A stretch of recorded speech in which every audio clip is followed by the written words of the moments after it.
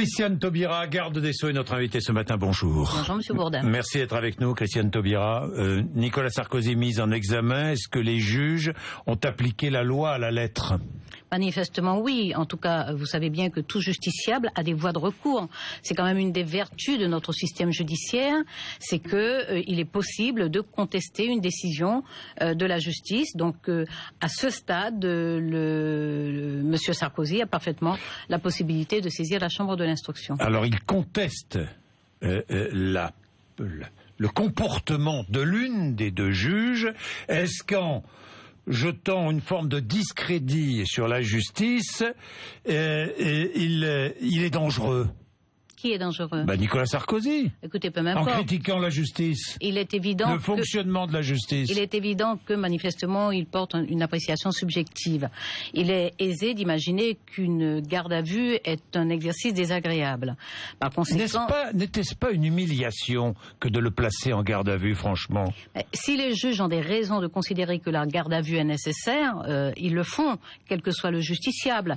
Ils le font dans le respect du droit. Je répète que si le droit n'a pas été respecté, si les procédures n'ont pas été respectées, il y a des voies de recours. Maintenant, le ressenti des uns et des autres peut être perçu et peut être entendu, mais ça n'est pas ça la question. La question est de savoir si nous avons dans ce pays une démocratie, est-ce que nous avons une institution judiciaire qui fonctionne bien selon le droit et selon le respect des procédures. Si c'est le cas, et je pense que c'est le cas, nous nous en réjouissons. Mais ça veut dire quoi? Ça veut dire que Nicolas Sarkozy serait allé trop loin en vilipendant l'institution judiciaire. Écoutez, pour reprendre une expression d'Alain Juppé. Hein. C'est ce que j'allais vous dire. J'allais vous dire que dans son propre camp, il y a des personnes qui ont une haute idée de l'État et des institutions et qui ont considéré elles-mêmes que le propos n'était pas pertinent. Une haute idée de l'État et des institutions, mais pas Nicolas Sarkozy. Écoutez, Monsieur Sarkozy, y compris lorsqu'il a été président, a tenu des propos sur l'institution judiciaire et d'ailleurs sur d'autres institutions. Il a critiqué aussi sans précaution ce qu'il appelle les corps intermédiaires. Donc il n'a pas une haute idée de l'État et des institutions. Franchement, il m'intéresse président de la République. Il m'intéresse peu et même pas du tout d'analyser les perceptions et les analyses de Monsieur Sarkozy. Je dis simplement que nous avons une institution judiciaire.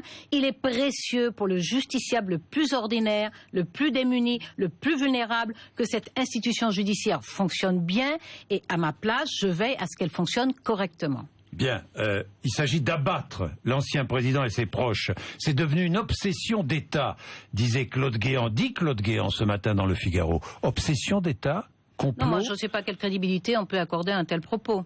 Et pourquoi? Ce sont des excès, ce sont des réactions. Pourquoi? Parce que tout simplement la justice fait son travail. Nous sommes dans un état de droit. Moi je veux bien toutes les critiques, je veux bien tous les débordements. Mais je veux bien aussi qu'on jette un œil sur la réalité.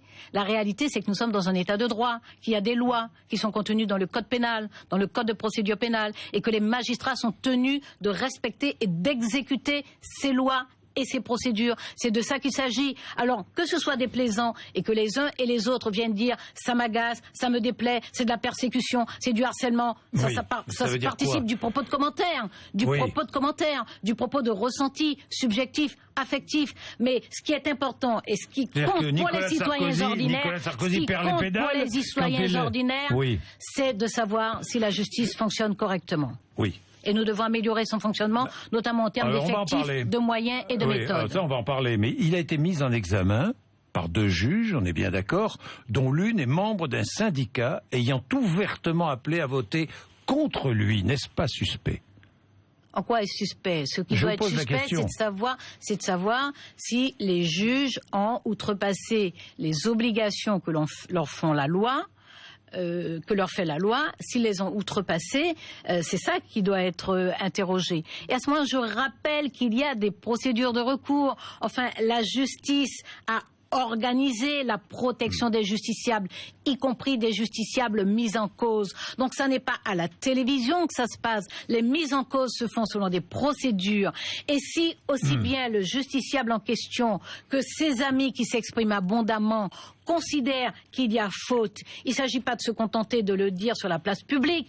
Il faut mettre en branle les procédures qui permettent de définir ces fautes et de les sanctionner. Et il est dangereux, je pense, de mettre en cause systématiquement les institutions et ceux qui les font vivre, parce que tôt ou tard, ça fragilise l'institution, et les institutions fragilisées, elles finissent par être dangereuses, y compris pour les puissants. Vous avez menti. Dites, soyez plus précis. Je vous pose la question parce que Nicolas Sarkozy vous accuse d'avoir menti. Oui. Vous l'avez vu? Oui, je l'ai entendu, mais bien entendu. Bien entendu. Il vous accuse d'avoir menti. Déjà... Il a assuré que vous... c'est vous-même qui aviez assuré que vous aviez appris l'existence des écoutes touchant Nicolas Sarkozy le 7 mars à la lecture du journal Le Monde. Oui. Puis Manuel Valls a dit le contraire 3-4 jours après. Alors je vous rappelle, de quoi s'agit-il? Oui. Il s'agit de savoir si je l'ai su le 3 mars ou le 7 mars. Oui. Savoir quoi? Qu'en septembre 2013, donc nous sommes le 3 ou le 7 mars 2014, oui. En septembre 2013, Nicolas Sarkozy a fait l'objet d'écoutes. Oui. Alors, vous avez fait un psychodrame national pendant une semaine, vous, les médias, vous avez fait un psychodrame national pendant une semaine pour dire que la garde des Sceaux a menti, elle le savait le 3 mars, elle a dit qu'elle a su le 7 mars. Il y a quelque chose d'essentiel, à savoir le 3 mars ou le 7 mars, qu'il y a eu des écoutes en septembre 2013. Alors vous le saviez voilà, donc quand? vous avez réussi. Vous l'avez appris quand? Le 3 mars ou le 7 mars? Oui, alors vous recommencez l'interrogatoire. Mais c'est pas un interrogatoire. Mais oui, c'est un interrogatoire, puisqu'il n'y a pas d'enjeu. Monsieur Bourdin, il n'y a pas d'enjeu. J'en ai le sentiment. Il n'y a pas d'enjeu, monsieur. Je vous dis qu'il n'y a pas d'enjeu. Pourquoi il n'y a pas d'enjeu? Si l'enjeu c'est est-ce que vous saviez qu'il était sur écoute ou pas? Quelle différence? Moi, je vous non, pose je ne le savais pas. Bon. Puisque je vous répète. Vous n'avez pas menti. Puisque je vous répète. Lorsque je dis que je ne l'ai appris que le 7 mars, ce que je savais le 3 mars, c'est qu'il y avait une perquisition à la Cour de cassation. Oui. Ça n'est pas banal, il est normal que la garde des Sceaux le sache. Il se trouve qu'une information était arrivée à mon cabinet que je n'ai pas eue exactement et précisément. Mais elle était effectivement arrivée à mon cabinet. Vous n'avez pas eu parce que... Mais quelle est l'importance, monsieur Bourdin, de savoir le 3 mars ou le 7 mars que les écoutes ont eu lieu en septembre 2013? C'est-à-dire, en clair, monsieur Bourdin, le fonctionnement de la justice a changé. Et c'est ça que vous devez admettre. Le fonctionnement de la justice a changé. C'est-à-dire que sous l'ancien quinquennat, monsieur Bourdin, sous l'ancien quinquennat, il y avait des instructions individuelles. Et elles étaient autorisées par la loi d'ailleurs. Il y avait des instructions individuelles dans les procédures pénales. Sous l'ancien quinquennat, il y avait du démembrement de procédures. Il y avait du déplacement de magistrats. Il y avait des mises en cause de magistrats. Sous cette législature, sous la responsabilité de François Hollande, les juges travaillent au point qu'ils mettent sur écoute un ancien président de la République en septembre 2013 et qui n'en informe la garde des Sceaux qu'en mars 2014. Donc vous ne saviez pas que les choses soient très claires, que Nicolas Sarkozy était placé sur écoute? J'ai une information écrite qui arrive à la chancellerie le 3 mars. Bon. Henri Guénaud, qui était à votre place jeudi matin, demandait l'interdiction du syndicalisme pour les magistrats. Est-ce que vous y êtes favorable? D'abord, si la question était posée de façon sereine, pour se dire les magistrats ont quand même une mission très particulière, puisqu'ils reçoivent délégation de la puissance publique pour juger au nom du peuple français, et ils ont ce pouvoir extraordinaire de restreindre les libertés ou de priver de liberté. Donc on peut effectivement s'interroger, mais ça n'est pas le cas. C'est lorsque l'un des leurs est mis en cause sur des griefs, pas sur des fantaisies, sur des griefs. Il appartient après à l'institution judiciaire de prouver que c'est fondé ou pas. Mais les griefs sont définis. Je veux dire qu'ils sont définis. Vous ne connaissez pas le dossier, vous? Mais je n'ai pas à le connaître. Bon. Je vous rappelle que lorsque nous sommes arrivés en mai 2012, il y avait 48 000 remontées d'informations. 48 000. Il y en a moins de 4 000 et nous allons atteindre 2500 remontées d'informations. C'est-à-dire que j'ai demandé qu'on cesse de remonter les actes de procédure, qu'on cesse de remonter les procès-verbaux, qu'on ne nous remonte que les éléments qui nous permettent rien des affaires concernant Nicolas Sarkozy. Que l'on ne remonte que les éléments qui permettent, de voir si la jurisprudence est la même, c'est-à-dire que si tous les justiciables sont traités de la même façon sur tous les territoires, et remonter effectivement les affaires sensibles. Mais non pas remonter le contenu des affaires sensibles, remonter le signalement, signaler les procédures, de façon à ce que l'exécutif, tout à fait normalement, soit en capacité de s'exprimer sur une affaire sensible. Christiane Taubira, donc je répète d'une phrase simplement sur la question du syndicalisme. Il y a une histoire du syndicalisme. Le syndicalisme dans la magistrature n'a pas surgi ainsi. Il y a une histoire, il y a une constitution d'association d'abord. Ensuite, le corps s'est organisé en syndicat. Pour ma part, je ne remets absolument pas en question le syndicalisme dans la magistrature. Maintenant, je peux entendre qu'on en débatte, mais on doit en débattre de façon désintéressée. C'est-à-dire en débattre? Je veux dire, les personnes qui posent la question du syndicalisme dans la magistrature doivent être en capacité de le faire de façon désintéressée et non pas pour essayer de faire échapper un justiciable à l'éventuelle rigueur de la loi. Pour ma part, je ne remets pas en question le syndicalisme dans la magistrature. Encore 2 questions et nous passons à la réforme pénale. Suppression de la Cour de justice de la République. Vous y êtes favorable? Le président de la République s'était très clairement engagé en disant qu'il souhaite que les personnalités politiques soient jugées dans les juridictions de droit commun. La suppression de la Cour de justice de la République nécessite une réforme constitutionnelle, c'est-à-dire 3/5 de voix. Elle sera engagée ou pas? Vous avez vu, le texte est déjà prêt, puisque sur tous les engagements prêt, mais pris, justement... Vous avez vu que la réforme constitutionnelle pour réformer le Conseil supérieur de la magistrature n'a pas pu aboutir jusqu'au bout de son trajet parce que les 3/5 nécessaires à l'Assemblée nationale et au Sénat ne sont pas garantis. Donc on peut jouer et faire semblant, présenter des textes en sachant qu'ils ne vont pas aboutir. On peut le faire. En tout cas, le président de la République n'a pas remis en cause cet engagement-là. Un élu condamné devrait-il être inéligible à vie? Ça dépend forcément de la faute. C'est au juge de le dire, mais ils vont pas le dire. Ils vont pas le dire selon leur fantaisie. Absolument. Ils vont pas le dire selon leur fantaisie, mais selon le code pénal. Je rappelle. Oui, mais vous n'êtes pas favorable. Le code pénal prévoit les circonstances dans lesquelles il y a inéligibilité. Bon. La réforme pénale adoptée, puis modifiée quand même par le Sénat. Demain, dernière étape, commission paritaire, Assemblée Sénat, pour une adoption définitive du texte. Christiane Taubira, votre texte. Le texte a été modifié. La contrainte pénale devient une peine autonome. Je dis bien autonome, au lieu de s'ajouter à l'arsenal de sanctions à disposition des juges. C'est bien ça? Non, c'est-à-dire qu'il n'y a pas une contradiction entre être une peine autonome et s'ajouter à l'arsenal. La différence, c'est que les juges sont pas contents, la contrainte pénale que nous avons conçue au niveau du texte du gouvernement, parce que c'est pas mon texte, je suis pas en train de réaliser un rêve de ma vie. C'est vous qui le portez. J'en ai la responsabilité, que j'assume totalement, totalement, y compris sur les procès à tort qui me sont faits, sur des choses qui ne sont pas dans le texte, ou tout ce qu'on a pu inventer, j'assume totalement, c'est ça, être en responsabilité.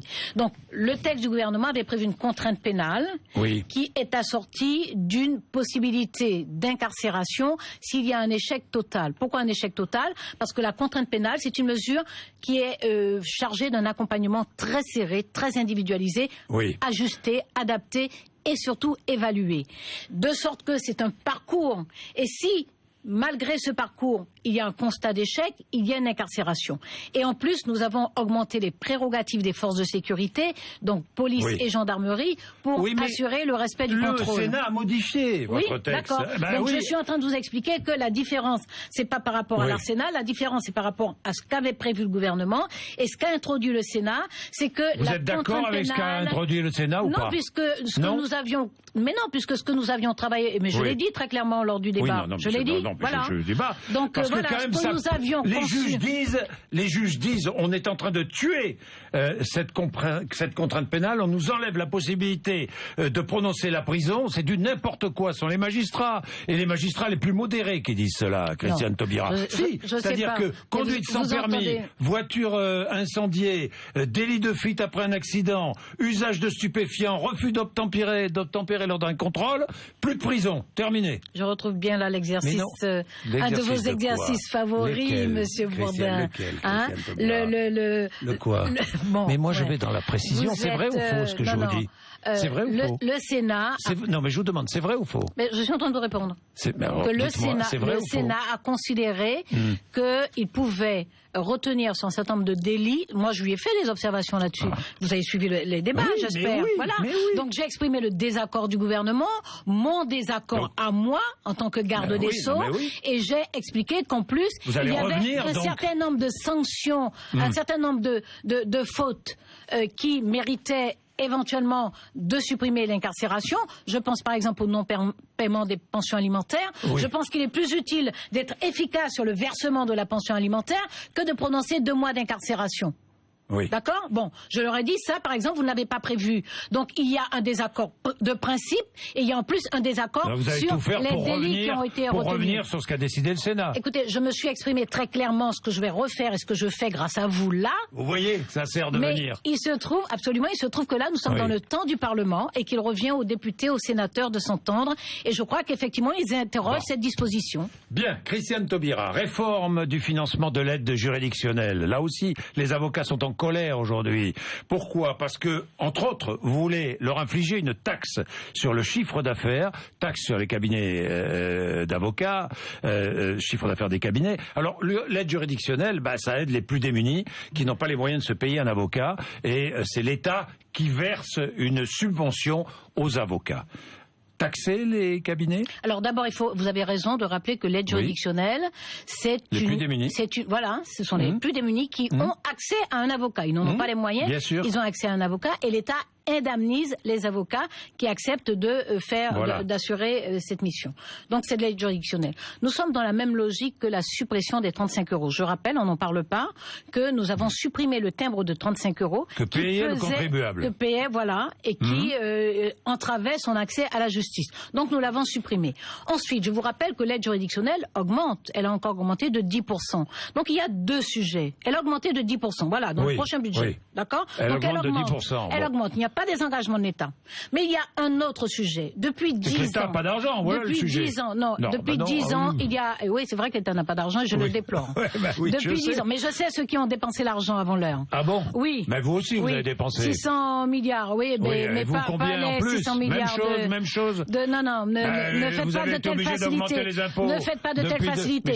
Il ne vous a pas échappé que les impôts vont baisser, qu'ils ont commencé à baisser, que 3 700 000 Français vont voir baisser leurs impôts dès l'automne, que 1 900 000 Français vont sortir de l'impôt sur le revenu. D'accord? Ça vous a pas échappé? C'est ce gouvernement. Donc je reviens à l'aide juridictionnelle. Oui. Donc il y a le sujet. Ensuite, depuis 10 ans, nous avons 6 rapports qui disent que l'aide juridictionnelle est à bout de souffle et que le système est donc fragilisé. Donc nous continuons à augmenter l'aide juridictionnelle. Mais ce que je dis depuis 2 ans, c'est qu'il faut la réformer.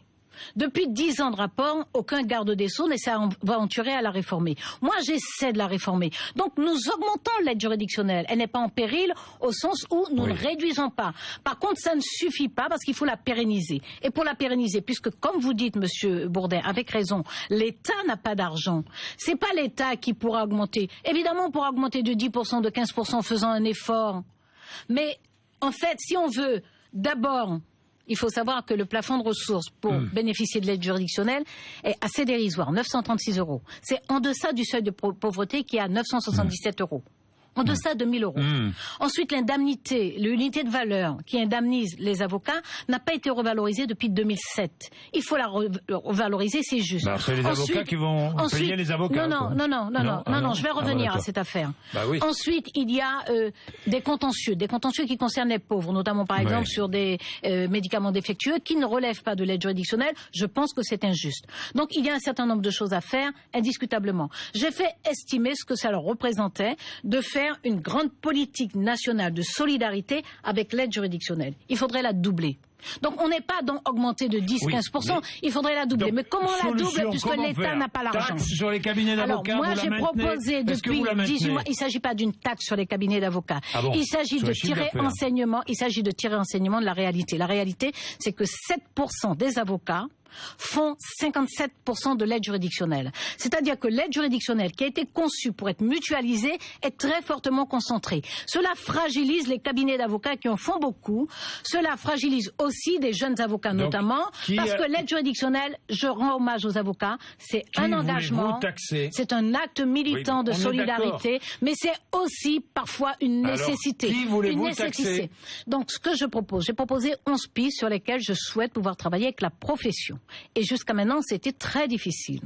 Parmi ces pistes, il y a une sur laquelle la profession revient souvent, c'est de taxer les contrats d'assurance de protection juridique. Il se trouve que jusqu'à maintenant, le gouvernement s'y opposait en disant il a pris l'engagement de ne pas créer de nouveaux prélèvements obligatoires, donc il ne peut pas le permettre. Il y a 3 semaines, le Premier ministre m'a autorisé et a donné les consignes à Bercy pour que nous puissions travailler sur cette possible taxe. Il se trouve que cette possible taxe, je l'ai dit à la profession qui n'a pas bronché. C'est nouveau, et il se trouve que la profession n'a pas bronché. Voilà, dans les contrats d'assurance. Par exemple, c'est une des pistes, elle n'est pas retenue encore, mais c'est une des pistes. Pour ce qui concerne ce que la profession appelle la taxe sur... Il a autorisé qu'on y travaille. Jusqu'à maintenant, c'est absolument interdit.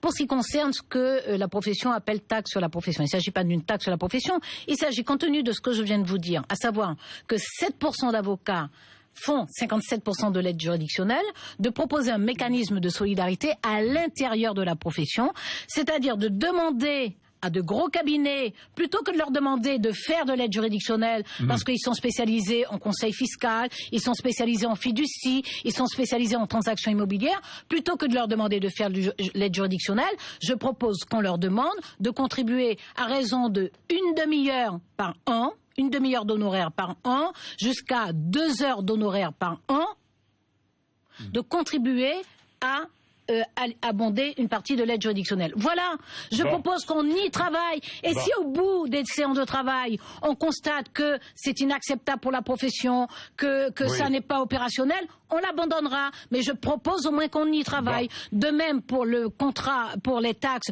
sur les contrats d'assurance, je propose à la profession d'y travailler. Et ça paraît très compliqué. C'est vrai que vous avez pensé démissionner ou pas ?